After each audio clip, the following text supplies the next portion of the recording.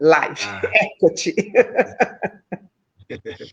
Boa noite, pessoal. Sejam bem-vindos à nossa live das quartas-feiras.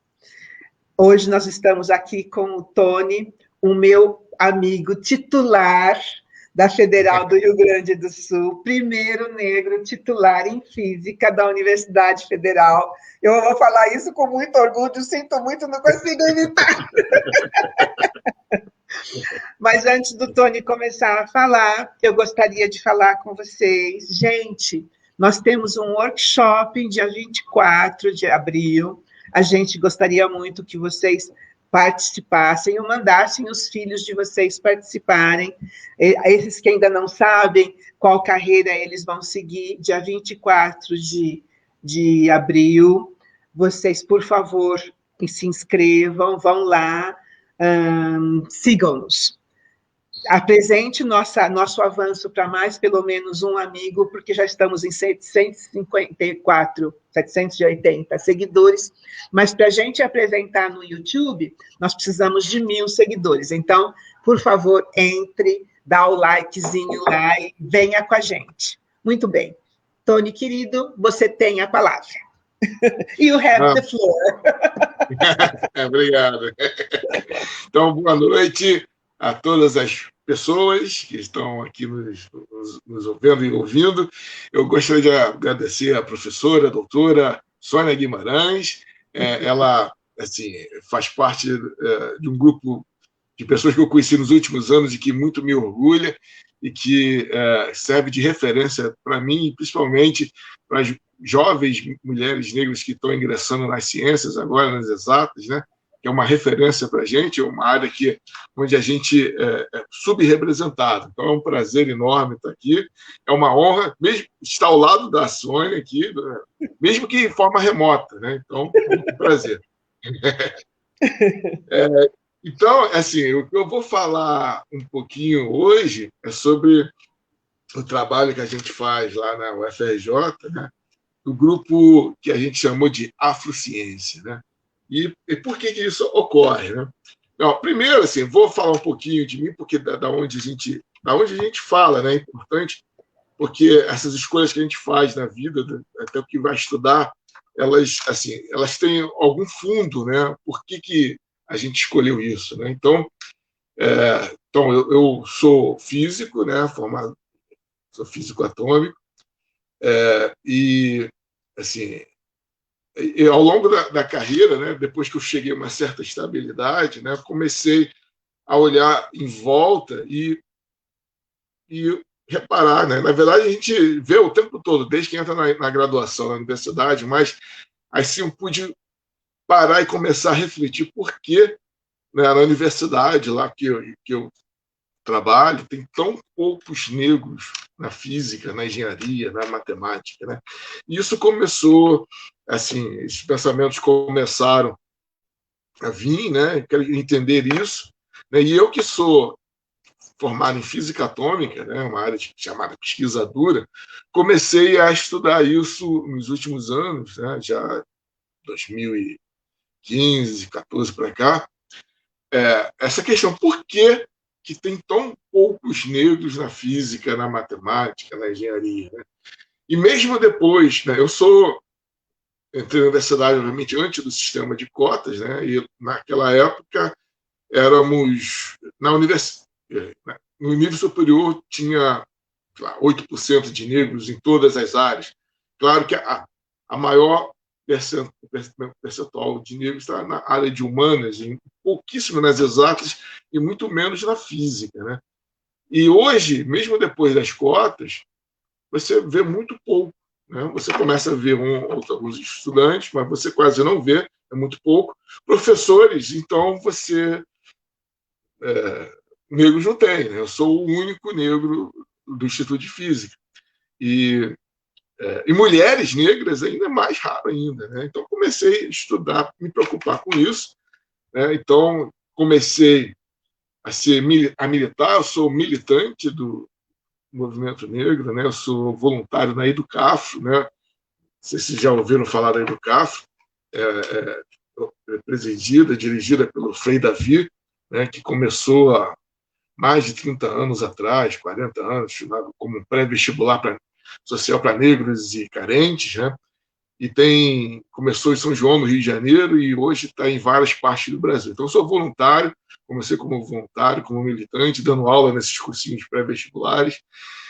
E em alguns momentos da minha vida, você fala, pô, eu quero trazer isso para a academia, quero estudar isso, né? Então, eu comecei a estudar e foi na época que surgiu esse programa de pós-graduação em ensino de física e matemática, na UFRJ, PEMAT, e é um ambiente assim, excelente, né? Que a gente onde trouxe esse tema e foi super bem recebido, né? E a gente hoje tem esse grupo lá, coordena esse grupo afro, chama de Afrociência, mas, na verdade, o que a gente faz? A gente quer estudar por que dessa subrepresentatividade de negros e mulheres negras e homens negros nas exatas e, em particular, na física, que eu sou físico, na matemática, né? E esse grupo vem crescendo bastante. Então, hoje tem vários alunos de mestrado, doutorado, trabalhando nisso. Então, hoje eu tenho, embora a minha área de formação, como eu disse, é na área de física atômica e molecular, hoje eu tenho mais alunos que me procuram para trabalhar nas questões raciais, na física e na matemática, né? Então, o que eu vou trazer hoje aqui um pouquinho falar um pouquinho dos nossos resultados, né? Então, é um grupo que, como eu disse, está crescendo bastante, né? Tem alguns alunos de mestrado e doutorado. Mas antes de falar um pouquinho do nosso trabalho, eu botasse o pano de fundo, né? Como que é grave a situação aqui no Brasil, essa subrepresentatividade de negros. Então, por exemplo, falar na pós-graduação, perdão, você tem a CAPES, que é a Agência Nacional que dá bolsas e faz avaliação a nível da pós-graduação, né, na pesquisa e pós-graduação. E nessa agência de pesquisa nacional, CAPES, né, ela não tem dados, por exemplo, de alunos negros ou docentes pesquisadores negros na pós-graduação, por exemplo. Então, a gente sabe, basta olhar em volta, você vê que não tem muitos, né? Mas faltam esses dados. E isso, só o fato de não ter esses dados já mostra que é uma preocupação, já mostra a questão do racismo presente, né? Por que a gente não tem esses dados num país de maioria negra? Por que nós não temos esses dados, né? Então, agora, existem alguns esforços individuais de alguns pequenos grupos, né? E segundo as estimativas, há aproximadamente 5% de negros, né, na pós-graduação no Brasil, né? Isso em todas as áreas, né? Mas na física e matemática, certamente é muito menor. Você não vê 5% de negros na pós-graduação em física e matemática, você vê muito menos que isso, né? Então, a gente não sabe. E o CNPq, que é a outra agência que fomenta a pesquisa, né? E dentro dessa organização CNPq, eles têm os comitês assessores, que são pesquisadores que avaliam a produtividade de todos os grupos, né? E a gente vê que não tem negros nesses comitês assessores, ou seja, as pessoas que distribuem, que dizem para onde vão os recursos, para que pesquisador, para que grupo de pesquisa, não tem negros. Não tem negros, né? Alguns comitês assessores, na física, por exemplo, não tem zero. Não conheço nenhum negro no comitê assessor de física, né, que eu saiba, nunca teve, né? A mesma coisa mulheres, né? A professora Cássia Barbosa, ela já foi do comitê, né? E a bandeira dela, ela fala a pouca representatividade de mulheres, né, nos comitês assessores do CNPq, quase não tem, na física principalmente não tem, e ela mostra a foto, quando ela foi, só tinha ela de mulher, e todos homens brancos, né? Então, falta isso, né? Então, vários comitês assessores, como a física, nas áreas exatas, tem zero membros negros, homens ou mulheres, né? E, em geral, dizem estimativas que no total há 6%. Mas o problema é maior na área das exatas, né? E é por isso que me motivou a fazer essa pesquisa. Por que, mesmo depois das cotas, né, os negros, a maioria dos negros prefere ir para as áreas humanas, né? Você vai, na UFRJ tem o IFIX, o Instituto de Filosofia e Ciências Sociais. Você vai, você encontra negros fazendo filosofia, história, sociologia. Mas você vai no Centro de Tecnologia, no Centro de Ciência, Matemática e Natureza, é muito pouco. Então, por que existe essa aversão? Né? E isso, de novo, isso é a motivação para estudar. Né? Por que ocorre isso? Né?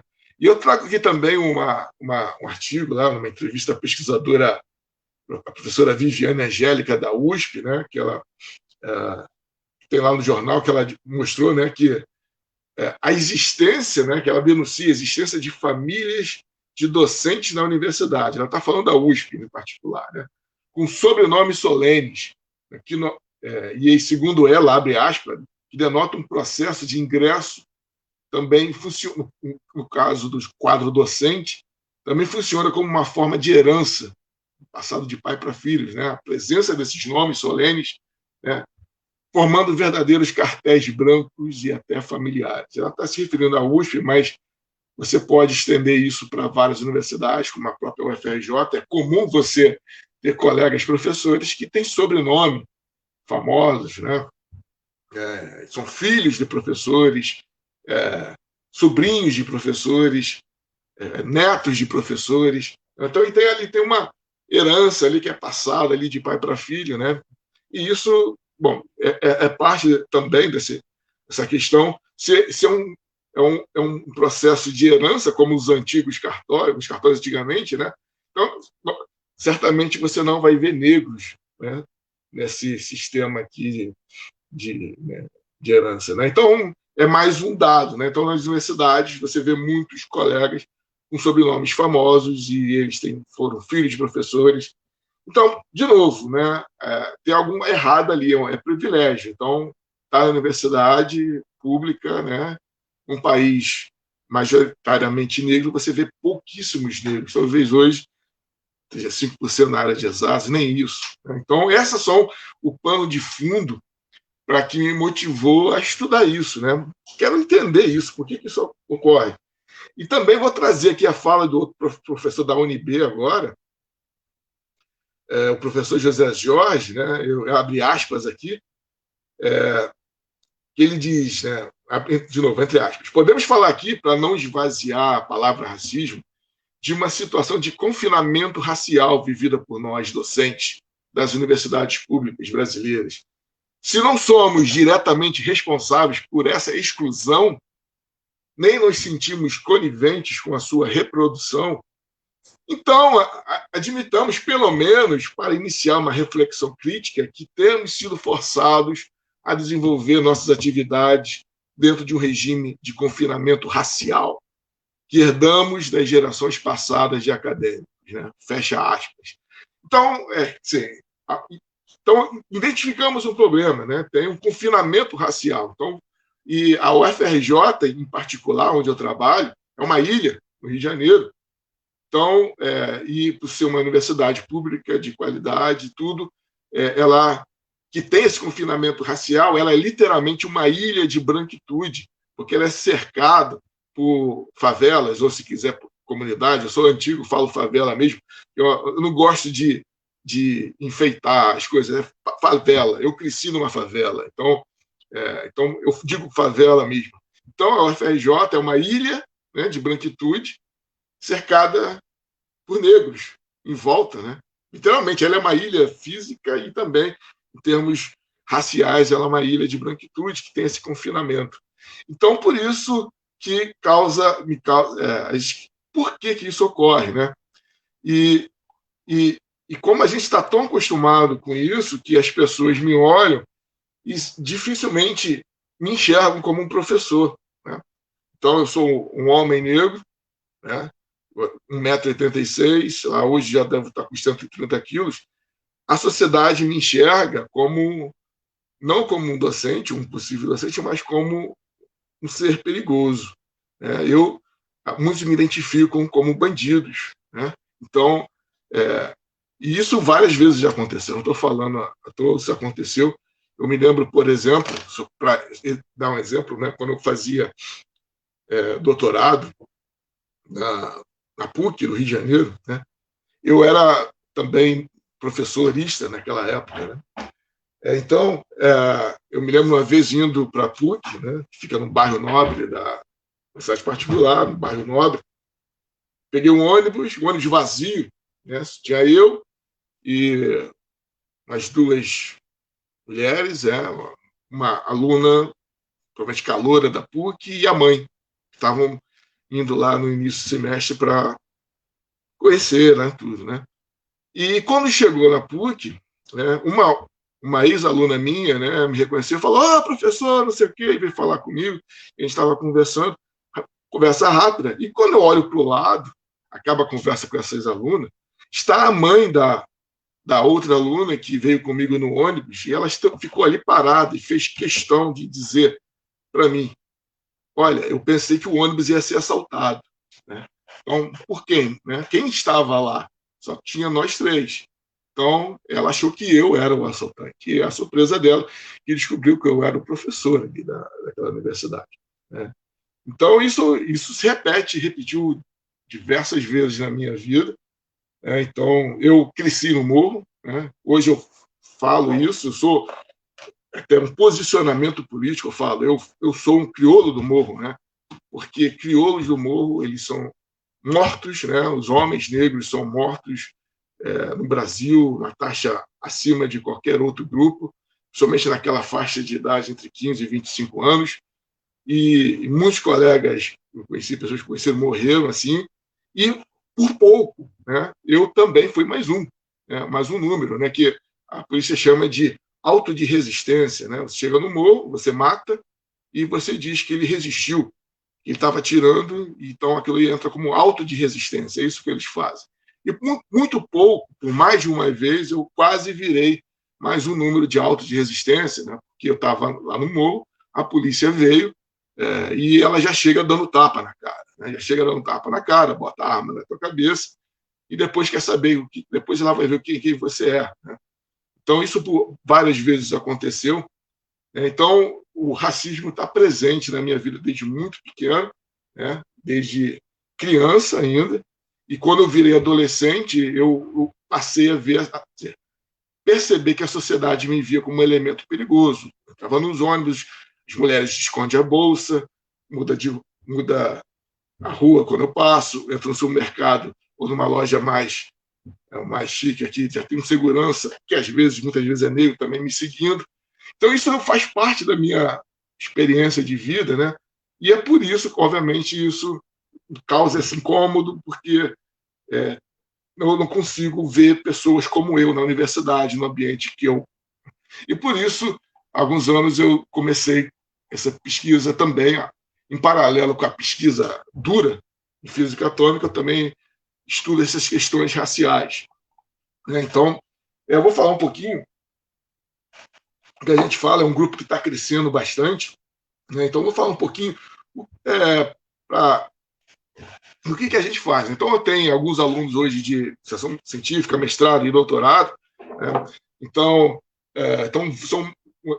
a gente desenvolve várias frentes, né, de pesquisas independentes, né? Cada aluno ele tem seu projeto de pesquisa, né? Então, eu tenho hoje, por exemplo, no doutorado em matemática, o professor Abudo, né, que ele é de Moçambique, né? Então, ele estuda etnomatemática, né? Ele é de uma etnia específica em Moçambique, Macua, e essa etnia tem artefatos, né, artísticos, né, culturais, e ele quer, por exemplo, ensinar matemática. Ele é professor de matemática em Moçambique, e ele quer usar a etnomatemática, usar os artefatos culturais da etnia dele em sala de aula. Ele está agora nesse momento em Moçambique, está colhendo os dados da pesquisa dele, né? Então, a etnomatemática é uma das linhas que a gente está desenvolvendo, né?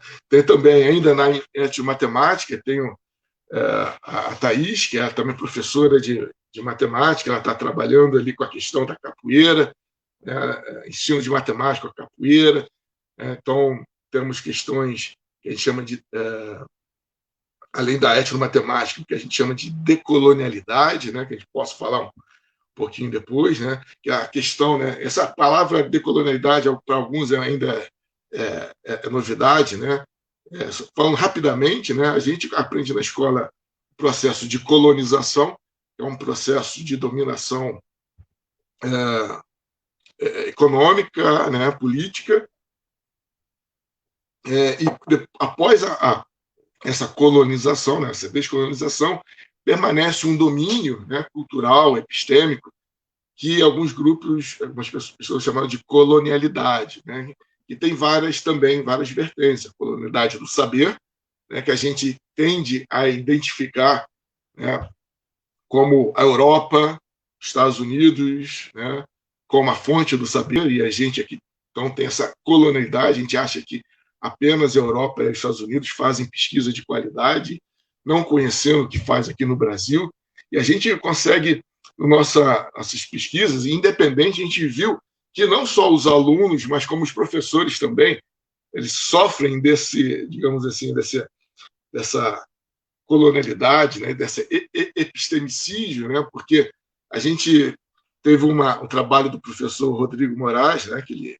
fez o doutorado, ele professor do Estado, ele levou para a sala de aula várias carinhas de pesquisadores, né, homens negros e brancos, mulheres negras e brancas, e começou a perguntar para os alunos, né, quem eles acham que eram cientistas, né? Então, os alunos, o resultado é que os alunos, numa escola, no subúrbio do Rio de Janeiro, a maioria deles negros, né? A escola do Estado, a maioria negros, e os alunos, para os alunos, apenas os homens brancos eram apontados como cientistas. Mesmo as mulheres brancas, como Marie Curie, eles não identificavam como cientistas, né? Apenas homens brancos. Homens negros, obviamente, não. Também não. Né? E aí a gente pergunta por que esse cara aqui, no caso, ele estava mostrando a figura do André Rebouças, né, que é um engenheiro negro, e para ver como que é escondido a história, né, da contribuição negra. André Rebouças, né, os irmãos Rebouças, Antônio e André Rebouças, que eram o André Rebouças era engenheiro, e no Rio de Janeiro, em homenagem a eles, tem 2 túneis, né? O túnel Rebouças, tem o André Rebouças e o Antônio Rebouças, e eu só depois, sei lá, depois de uns 30, 40 anos, que eu fui saber, né, que, tem lá 10, 15 anos atrás, que eu fui saber que o túnel Rebouças, os irmãos Rebouças eram negros, né? Então eu não sabia. Eu cresci lá passando aquele túnel sempre e não sabia que eram negros, né? Então vê como é escondido isso, né? Então a gente mostrou a figura, o Rodrigo, né, em casa, ele mostrou a figura do André Rebouças, e perguntou para o aluno: isso aqui, ele tem cara de cientista? Ele parece cientista? Não, claro que não. Ele parece um bebum que eu vejo ali, né, em Madureira, sai aqui no mercado de Madureira, eu vejo vários caras iguais a ele. Ele parece um bebum, ele não tem cara de cientista, né? Então isso tem aquele estereótipo, né, que o cientista é um homem branco, né, europeu, né? Então o negro não pode ser cientista. E esse daí é já um dos motivos, né, por que negros não escolhem física, muito raramente escolhem física, porque eles acham que não é para ele. Não tem ninguém igual a ele ali, né? Então você vai, olha ali, abre o livro de física no nível médio. Quem são os cientistas? Isaac Newton, Galileu, grandes cientistas, Einstein, e todos eles, o que têm em comum? São homens brancos. Não tem, você não vê homens negros, né? E teve pesquisadores negros na história e não são apresentados. Então, para aqueles alunos, a física é para homem branco, né? E mais, o mais engraçado, né, que alguns poucos homens brancos foram rejeitados como cientistas, mas é curioso, né? Por exemplo, pessoas como Richard Feynman, não sei, nem todo mundo aqui, não sei se é físico, né? Mas Richard Feynman, prêmio Nobel em Física, um dos grandes físicos do século XX, ele foi um dos poucos brancos que foi rejeitado como físico. Mas por que ele não tem cara de físico? Mas por quê? Aí o pessoal falou, não, ele tem cara de safado, aquele anda de terno, né? Então, esse cara tem cara de safado, ele é político, não é cientista. Então é um estereótipo que tem ali do cientista, né? Olá, Sônia. Bom, nesse momento você tem que contar para a gente. Por que física? E mais outra coisinha, porque essa foi a última que eu ouvi. As mulheres negras vão para a física porque é mais fácil de entrar. Física é mais fácil de entrar? As mulheres negras vão para a física porque é mais fácil de entrar. Física é mais fácil de entrar? Você encontrou muitas mulheres e muitas mulheres negras? E com esses anos todos, a ação afirmativa estão aumentando? É isso. Boa pergunta, excelente pergunta. Então, vamos voltar. Então, quando eu entrei desde que eu entrei na universidade, né? Bom, primeiro, os meus professores de física na escola eram brancos, homens brancos, todos eles, né? Não tinham mulheres. Quando eu entrei na universidade, tinha algumas poucas mulheres, meninas física, estudando física, né? Poucas, na maioria brancas, né? Quase. Eu me lembro de uma negra, mas ela era angolana, era uma aluna de intercâmbio que veio fazer estudar física no Brasil. Era raro você ver, ou ainda é raro, né? Você ver mulheres negras fazendo física. Então, mesmo depois das cotas, eu acho que hoje você vê mais, comparado com o meu tempo de aluno, de graduação, você vê mais hoje meninas ingressando, né? Mas e certamente no ingresso porque é mais fácil, porque física tem uma grande aversão, né? As pessoas têm é criado muito cedo, né? Independente de se é negro ou branco, as pessoas têm uma grande aversão à física, né?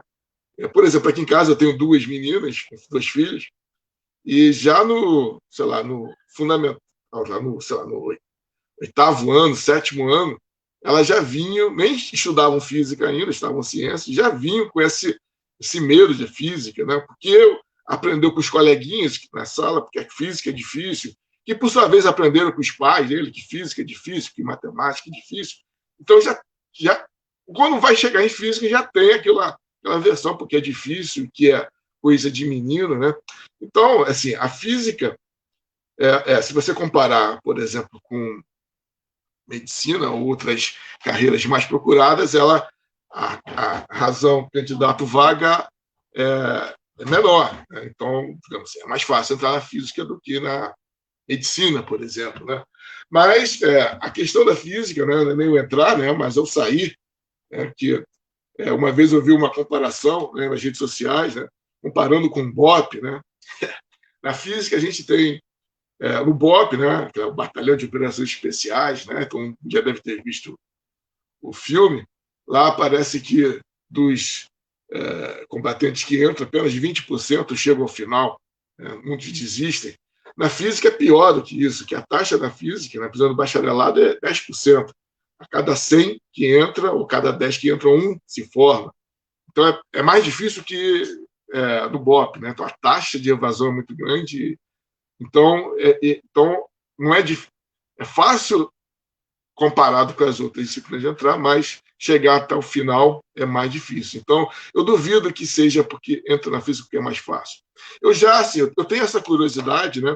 Eu gosto muito de física e sempre pergunto, quando eu tenho contato com os calouros, por que escolheram física. Na maioria, infelizmente, são sempre homens, são poucas mulheres.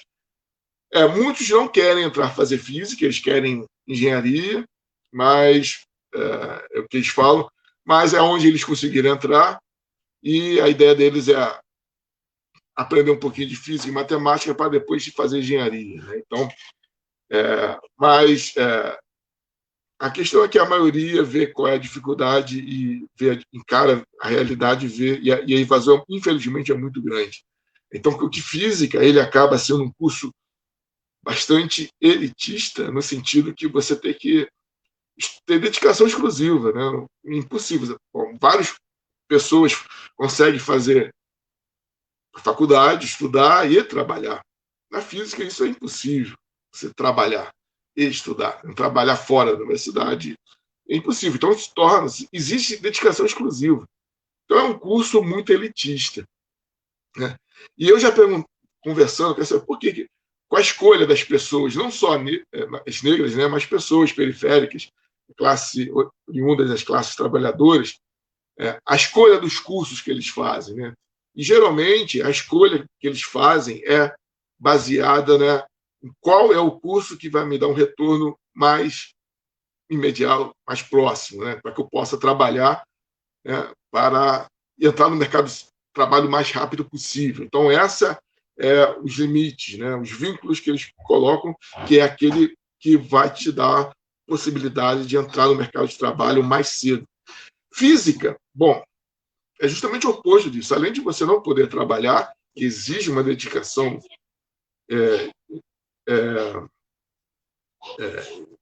total, a formação do físico pesquisador, né, então, 10 anos. Né?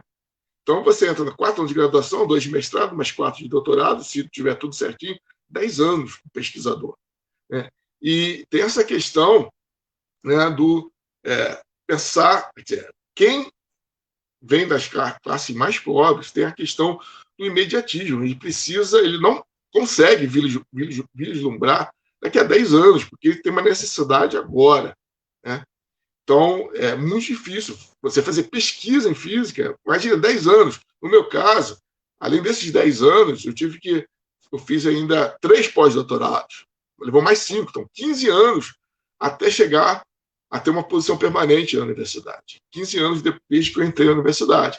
Isso é muito tempo. Né? Então, a posição permanente que eu obtive com 35 anos. Então, isso para muitos, né, eles não podem pensar. Então, você precisa, geralmente, é a pessoa que vai viver de bolsa de mestrado, de doutorado, que a bolsa de mestrado hoje, não sei, deve estar 1.500, alguma coisa assim, doutorado 2.000, alguma coisa. Então, você vai viver assim, então você precisa o apoio dos pais. Né? Você tem que viver com seus pais. Então, com isso, afasta as pessoas da classe trabalhadora, e por isso volta daquilo que eu falei lá no início, né? Porque as universidades, as carreiras docentes funcionam como uma herança de pai para filho. Né? Que eles têm esses, que a gente chama na linguagem acadêmica, recursos relacionais, né, com os pais. Né? Bom, se o meu pai é um professor universitário, né, eu cresço nesse ambiente, muitas vezes o professor universitário é casado com uma professora universitária, você já cresce naquilo ali, então você já tem um caminho ali quase que os seus pais já trilharam e que você tem na sua casa pessoas que se dão bem, que têm referência naquela área, então muito provavelmente você vai seguir aquela área, vai trabalhar, vai escolher a mesma profissão e, não raro, vai trabalhar na mesma instituição que seu pai, sua mãe. Né? Vai ser colega do seu pai e sua mãe, eu tenho vários exemplos disso. Né? Enquanto um jovem periférico, um jovem negro, não tem essa referência. Eu sou o primeiro da minha família a entrar na universidade. Né? Isso não se pensa. Meus pais jamais pensavam que eu iria para a universidade. Né? Todo mundo da minha família, a geração anterior à minha, tem no máximo 4 anos de estudo. Meu pai, minha mãe, minha tia, todo mundo. 4 anos de estudo tem. Então é imaginável que o filho fosse entrar para a universidade. Meu pai, ele achava que se eu aprendesse a consertar a televisão, eu estaria bem de vida. Porque naquela época, né, meu pai era barbeiro e ele aprendeu o curso correspondência, consertar rádio e televisão, então ele trabalhava direto, 12 horas, e depois ainda consertar. E ele achava que se eu aprendesse a consertar rádio e televisão e montasse uma lojinha ali, eu conseguiria viver bem, né? Se eu seguisse esse caminho, eu estaria passando fome, porque hoje ninguém conserta rádio e televisão, só joga fora. É mais barato comprar um novo, né? Então, não, na minha família, não se pensava isso. Então, eu fui abrindo o caminho, né, por mim mesmo, descobri a física, né? E eu tive sorte, né? Por que eu cheguei? Então, como eu disse lá, me posiciono politicamente, eu sou um crioulo do morro, eu sou visto como... professora Glória, prazer estar aqui. Grande abraço, professora Glória Ramos, ela também está no nosso grupo.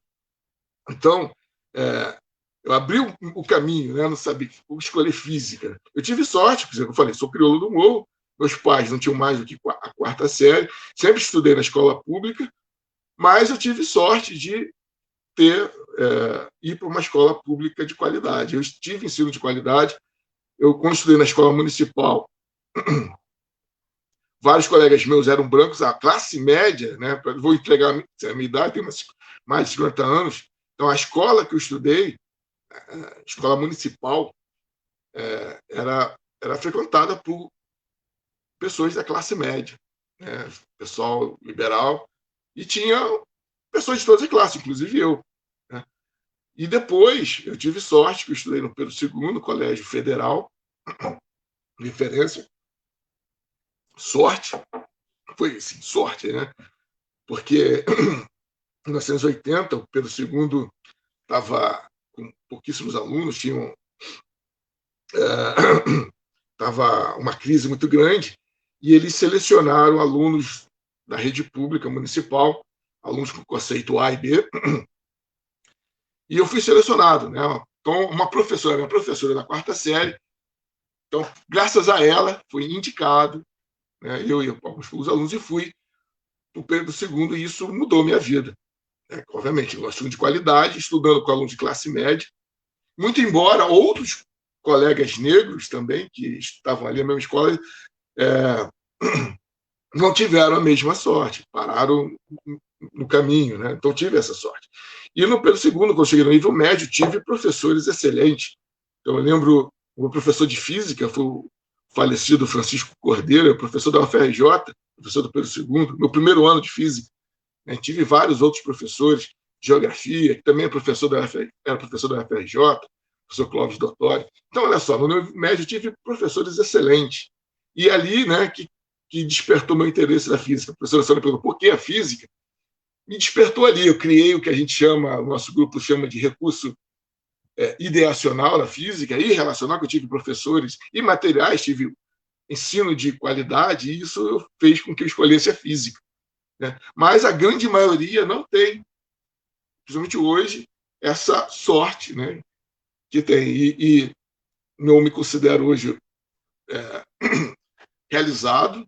Eu tinha o sonho de ser cientista desde pequeno. Eu assistia aqueles filmes de ficção científica, e o cientista, para mim, é aquele cara de jaleco branco, né, com a prancheta. Criei aquela imagem de cientista, eu queria ser cientista. Então, hoje, 40 anos depois, né, sou cientista, né, sou pesquisador de física, então eu estou vivendo um sonho, né, sou professor da UFRJ, então eu tive a sorte, a felicidade de viver um sonho, que foi por sorte. Né? Eu não sou um gênio, né? Minhas notas na escola não eram... eu não estava entre os chamados CDFs, eu era um aluno regular, né? Então eu tive muita sorte. Né? Então eu tive esses que a gente chama de recursos, tanto materiais, embora eu crescesse no morro, com uma família que não tinha mais que a quarta série, mas eu tive na minha casa, eu estou aqui no quarto das minhas filhas agora, a minha casa era desse tamanho aqui toda. Né?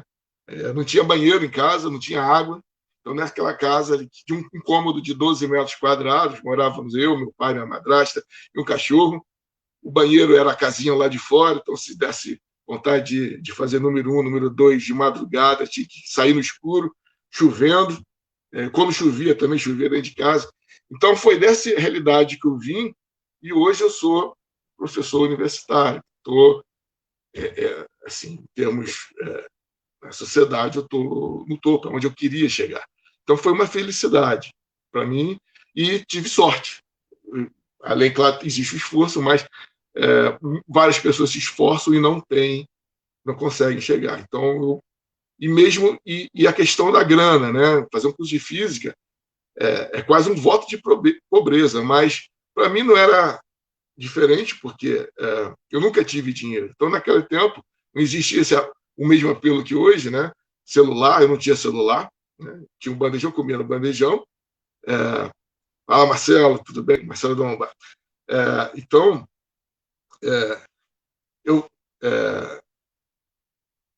juntava todo o dinheiro que podia, R$ 2, às vezes, da passagem do ônibus para ir para o colégio. Às vezes eu ia a pé e juntava aquele dinheiro. Então, o dinheiro nunca foi problema para mim, né? Ele foi sempre solução. Né? Não tive... A gente vivia sempre, dentro de casa, uma vida espartana, então eu só continuei. Então, com isso, eu fiz a graduação, fiz o mestrado, e até o final do doutorado eu cresci no morro. Né? Então, no doutorado, por exemplo, eu virava à noite no laboratório e chegava em casa às 4 horas da manhã. Né? Então, eu não sei quem mora no morro, mas subir o morro 4 horas da manhã, naquela escuridão, dá medo. Mesmo eu crescendo no morro, dá medo. Né? Então, você não sabe o que vai encontrar. Né? Então, eu me lembro até uma vez, né, como eu indo para casa, 4 horas da manhã, saindo da PUC, e encontrei um outro negro na rua. Éramos só nós dois, aqui perto de casa. Né? E eu conhecia ele, né? Naquela época. Hoje eu uso óculos, não estou usando aqui, mas eu não era míope, eu enxergava, ele estava 100 metros na frente, eu conhecia ele. Ele morava no morro igual a mim, mas ele não me reconheceu. E ele ficou com medo de mim. Então éramos 2 negros na rua, eu não estava com medo que eu reconheci, mas ele não me reconheceu e estava com medo de mim. Então o próprio negro tem medo do negro. Então, olha ver como que é a questão. Né? Então, quando chegou mais perto, ele falou, é você? Então é só 4 horas da manhã, 2 negros na rua, e o cara com medo de mim. Então, essa é a realidade. Você não sabe o que vai acontecer até chegar em casa. Subir o morro, não sabe o que vai te esperar. Então, essa é a realidade que enfrentei o tempo todo, até o final do doutorado. Então, agora, então isso talvez seja uma qualidade para quem quer assim, investir no futuro, é justamente isso, essa questão do prazer retardado. Né? Isso alguns pesquisadores falam. Né? O que é isso? Né? Eles fazem aquela pesquisa clássica com crianças, né? Você bota um docinho, né? Já deu até na televisão ver isso, né? Um docinho na frente da... Só terminar o raciocínio aqui, da criança, e falar o seguinte, olha só, eu vou ali fora e quando eu voltar, se você não comer esse doce, eu te dou 2 doces. Então, alguns resistem à tentação, esperam e ganham 2 doces. Alguns não resistem à tentação e comem. E estudaram essas crianças ao longo dos anos e viram que aquelas que resistiram à tentação, que teve o prazer retardado, eles conseguiram ter mais sucesso na vida. Mas eu acho que a professora Sônia quer falar alguma coisa. A Gis quer fazer uma pergunta para você. Sim. Bom, ainda dentro do teu Afrociência, Sim. A Gis gostaria de saber, seria viável, ao avanço do Brasil negro, futuramente criar uma cartilha de reivindicação para que sejam adicionadas informações ao ensino básico do Brasil? Que tudo somado seria Lei 10.600, aquelas leis lá, que é para ensinar história, mas que é uma falácia, né? Eles ensinam, né? Será que essa cartilha já existe? Como podemos nos organizar para que seja ensinado a afrociência para todos? Aí essa pergunta é para você. Como podemos nos decolonizar e ensinarmos que negros não são descendentes de escravos, e sim de reis e rainhas nas escolas? Excelente pergunta. A Gis está com a Elisha, ela não quer falar, então eu que fiz a pergunta. Tá bom. Não, excelente pergunta, e a gente estuda justamente isso. Bom, respondendo, sendo breve, essas cartilhas já existem, você pode baixar no governo, né, que tem as orientações para a educação, a aplicação da Lei 10.639, educação racial na escola, para todos os níveis, desde o fundamental, médio, superior. Porém, existe a lei, existe o material, mas é mais uma lei que quase não pega no Brasil. Né? Então, os professores, né, a gente viu isso no universo de matemática e física, eles não conhecem a lei, para começar, não conhecem a lei. Então, como se você tem uma lei que ninguém conhece, como você vai aplicar? Né? Existe o material, mas não é aplicado, principalmente pelo desconhecimento. Quase todo ano eu sou chamado para dar palestra em novembro, né, feriado, zumbi, da consciência negra. E, na maioria das escolas, a Lei 10.639 se reduz a isso, a uma palestra, um evento daquela semana da consciência negra, né? O mês, às vezes um mês. Resume-se a isso, não se aplica. Né? Então, a Lei 10.639, que é para o ensino da cultura afro e também a indígena na escola, que é principalmente para o ensino de história, de sociologia, mas também é para aplicar nas outras áreas, como física e matemática, e pode, a gente tenta fazer isso, mas os professores eles não conhecem, e não é culpa deles, né? Não está na formação deles, eles não conhecem. Isso é um problema que já começa na própria universidade, que não inclui na formação dos professores essas questões, né? Discutir como decolonizar a matemática, isso não é discutido, como decolonizar a física, isso não é discutido na graduação. Então, isso a gente discute no PEMAT, que é o programa de pós-graduação, ensino de física e matemática, e lá a gente discute isso, né?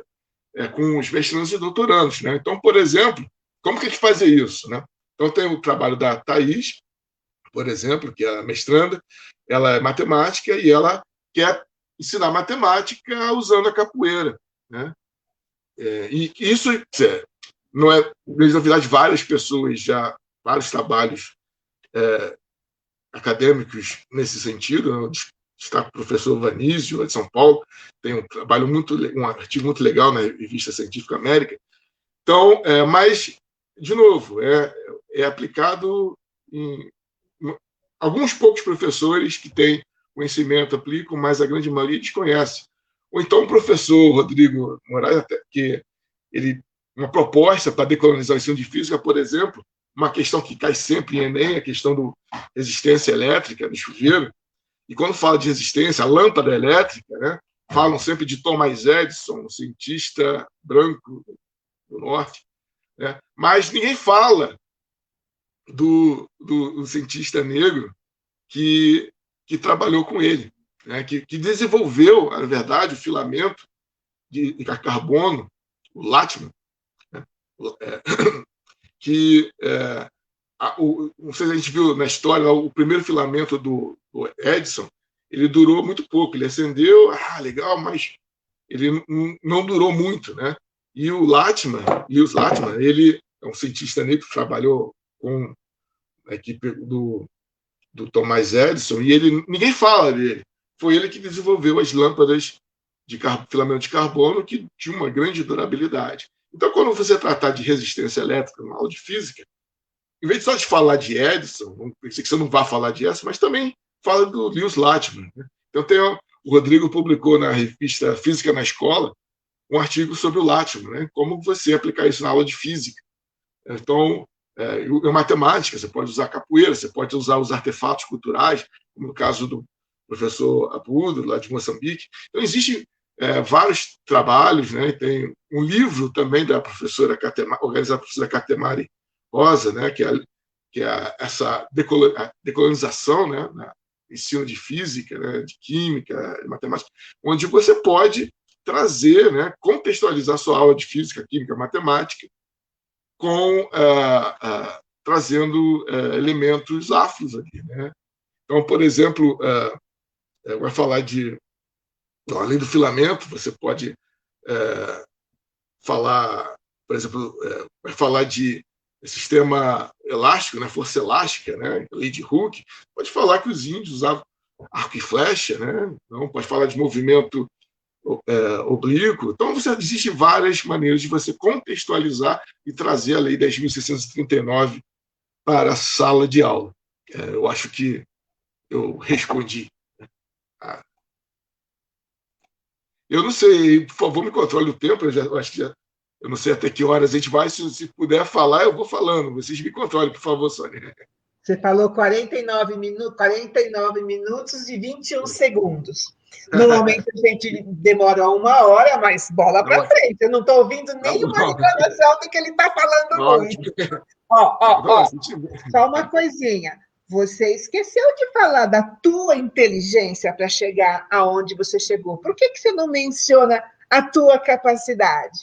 E nesses anos todos, quantos alunos negros você ensinou? E com as cotas e com a ação afirmativa, A coisa está melhorando? É isso. Sim. Bom, ótima pergunta também.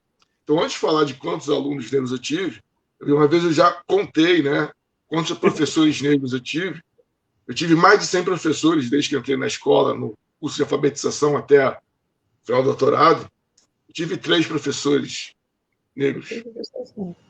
Uma de história, uma no fundamental, que eu era muito pequeno, né, mas que eu me lembro, ela sofreu racismo. Professora negra, a única professora negra na escola fundamental naquela época, né? E ela sofreu racismo. Teve uma professora de história na antiga 6ª série e mais um professor negro no Pedro II que estudava alemão, que a gente fazia na hora do contraturno. Eram esses professores, 3 e mais de 100 professores pelas 3 negros.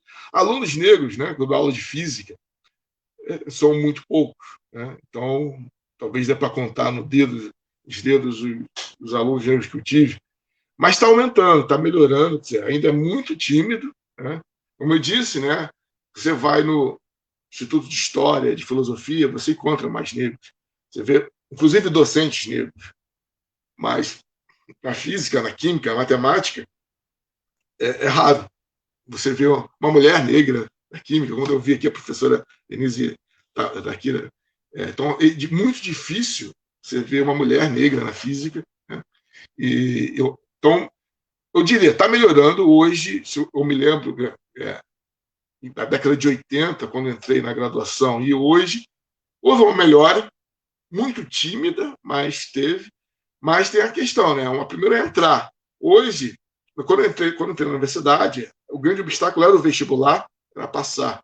Hoje não é tão difícil, né? Você tem várias oportunidades. Claro que é difícil, mas não é tão como antigamente. Mas o grande gargalo é continuar, né? As pessoas, pelas dificuldades econômicas, particulares, familiares, é importante o apoio da família, né? Muito grande, às vezes não tem. Muito. Eu ouvia isso, né? Então imagina assim, um crioulo de 1,86 m, com 20 e poucos anos, o que você faz? Estudo físico, aí você não vai trabalhar, não. A sociedade pressiona, né?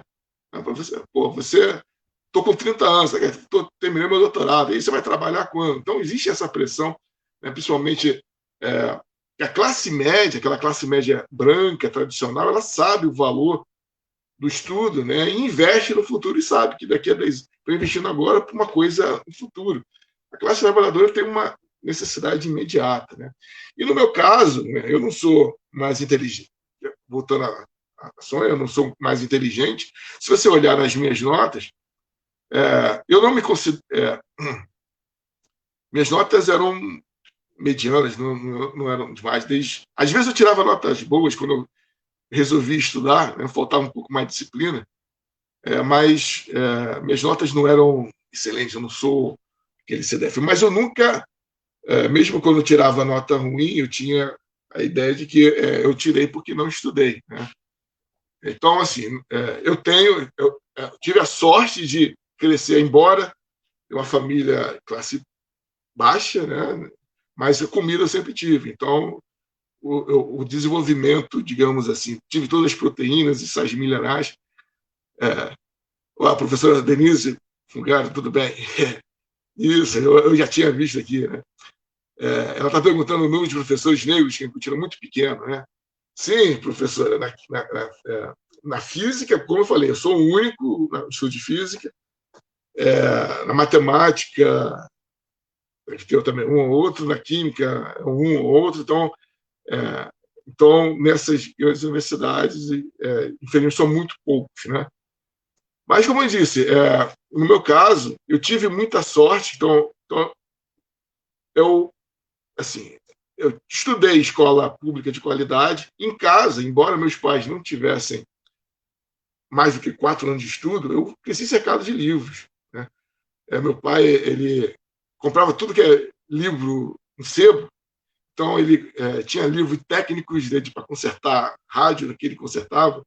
Eu tive sorte, inclusive, né, que uma das vizinhas que eu morava no morro, ela ela era empregada doméstica, né? E o patrão dela jogou vários livros fora, e ela deixou ali, e eu catei lá os livros, então eu consegui ler Shakespeare com 16 anos, que foi, achei, catei Shakespeare, então pude ler Shakespeare com 16 anos, né? No morro, né? Eu do morro lendo Shakespeare. Né? Então, lá nas férias, em vez de ir para a praia, estava lendo Shakespeare. Eu tive sorte de ter em casa livros, eu tive uma família que me deu apoio sempre o tempo todo, né? Embora a parte material era sempre limitada, mas eu tive uma vida melhor que os meus pais tiveram. E hoje eu procuro dar uma vida melhor para as minhas filhas, melhor do que eu tive, mais oportunidades, né? Então é isso aí, mas eu tive sorte. Então, assim, a gente olha para as pessoas e acha, quando a pessoa que se deu bem, né, bem na vida, você atribui várias qualidades àquelas pessoas, mas não viu o passado. E esquece o papel, e aí, física, né, da aleatoriedade, né?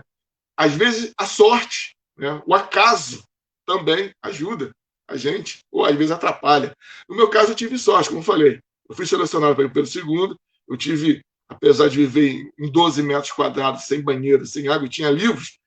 Na época do vestibular, antigo vestibular, perguntava quantos livros você tem em casa. Eu fui contar, eu tinha da ordem de 300 livros em casa, morando no morro. Né?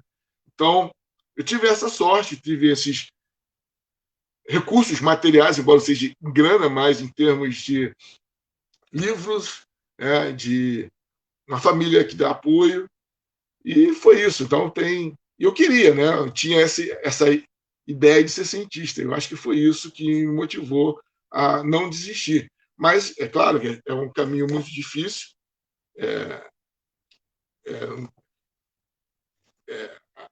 O ambiente acadêmico ele é hostil, né? A gente tem que assumir isso. Ele é hostil, principalmente para grupos minoritários, principalmente para mulheres. Né? Num estudo de física, de matemática, você fica se surpreende no trabalho do pessoal do grupo de gênero da SBF, eles publicaram, ver o nível de assédio nos estudos de física do Brasil inteiro, nos departamentos de físicas, é enorme.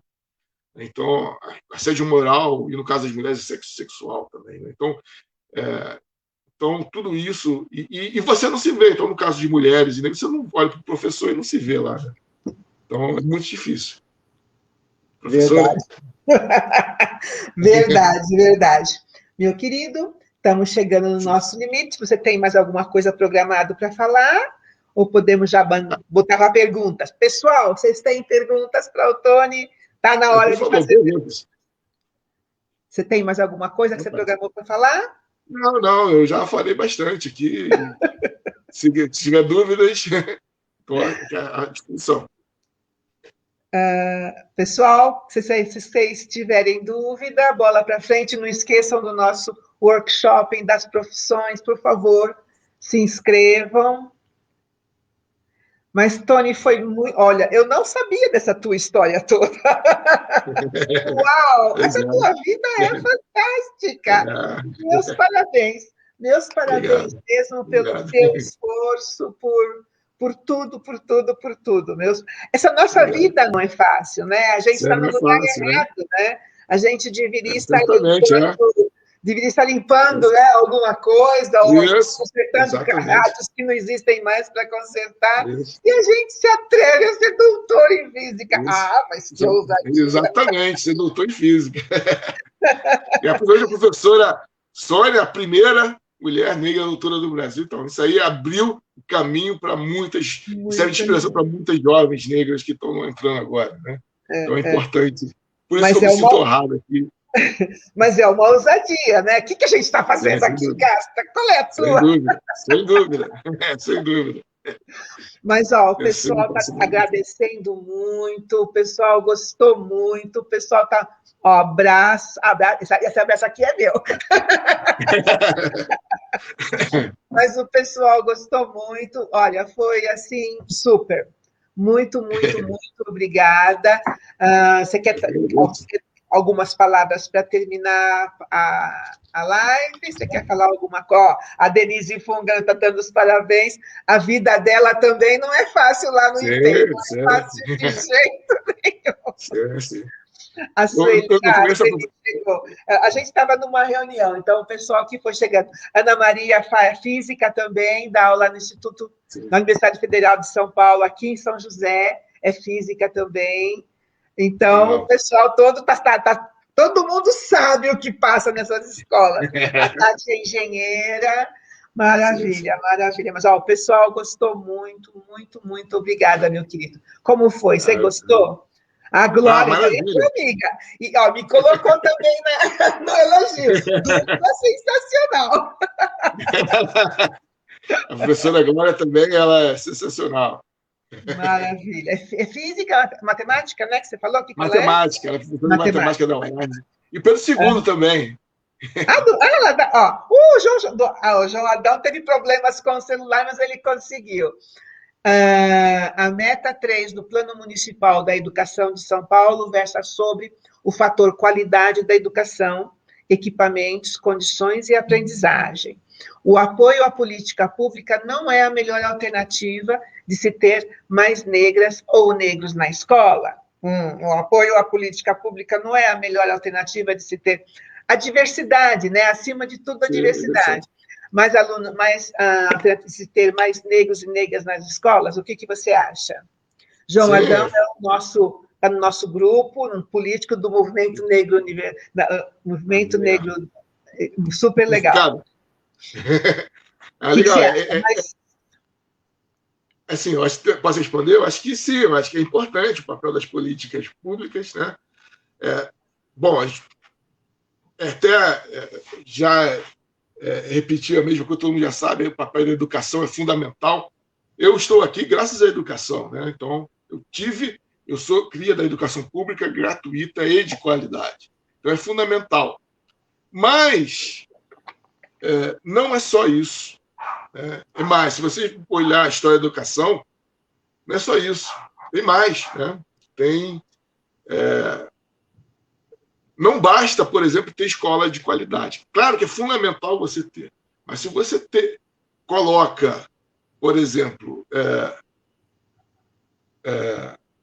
pessoas das classes menos favorecidas numa escola boa, né? O que a história nos diz que nem sempre isso é o suficiente. Porque o ambiente escolar, que ele pode ser também um ambiente que propicia a ascensão, como foi para mim, como foi para a Sônia, como foi para algumas pessoas, mas ela também é um ambiente muito de exclusão também, né? Então, não é só a escola de qualidade, mas tem vários fatores por trás, né? Você tem que dar condições para a pessoa estar ali, às vezes... E aí tem o papel da família, que às vezes a gente conversa com pessoas que conseguiram ascender, e às vezes falam o papel da mãe, a mãe principalmente, né, que vai, às vezes bate na escola particular, isso, às vezes consegue bolsa na escola particular, batendo, olha só, tenho minha filha aqui, consegue uma bolsa, corre atrás. Então, o papel dos pais é fundamental, e muitas vezes a mãe, né, é fundamental. Então, assim, a escola é importante, mas o apoio familiar, aquela estrutura é muito importante também, peso muito importante, né? Então, assim, só para terminar o raciocínio, a gente vê hoje na Universidade da UFRJ, você vê pessoas da periferia chegando, negros, mas muitas vezes faltam aquela estrutura familiar para o apoio.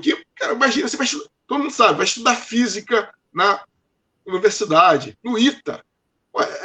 É outra coisa, você sai do nível médio, entra para o ITA, entra para o UFRJ, a USP, é uma diferença muito grande, a pressão é enorme.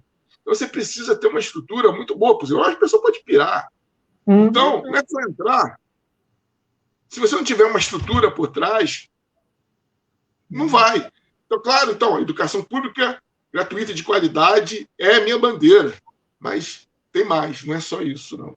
Porque senão, os outros colegas do Morro que eu cresci também teriam chegado e não chegaram, né? Então, claro que é fundamental o ensino público de qualidade, mas precisa mais. O apoio familiar envolve muito esforço, né? Então, quando uma pessoa como eu, como a Sônia, a gente acende, a gente não vem sozinho. A gente carrega junto várias pessoas com a gente, né? A gente não está aqui sozinho. Com várias pessoas, familiares, amigos, que apoiaram. A gente não está aqui, o Antônio é o cara muito gênio, conseguiu fazer o doutorado em física, a Sônia. Não, tem muita gente por trás ali. E é isso que precisa. Acho que eu espero ter respondido. Mais perguntas, X? Sem mais perguntas. Tony, querido, muito obrigada. Muito obrigada mesmo. Espero que você também tenha gostado. Volte sempre. Já te incluí lá no Avanço. Quando tiver alguma novidade, já te falo. Muito obrigada. Um prazer. Eu que agradeço. Aqui é a honra de estar aqui ao lado da professora Sônia Guimarães. Pessoal, muito obrigada por ter estado com a gente até agora. Muito obrigada mesmo. Essa semana a gente vai ter uma live extra agora na sexta, porque a gente está de folga dia 21, né? Então não perca, logo a gente vai fazer o cartaz da live da sexta. Um beijo em todo mundo, muito obrigada, Tony. Tchau, pessoal. Boa noite, todo mundo. Bom descanso.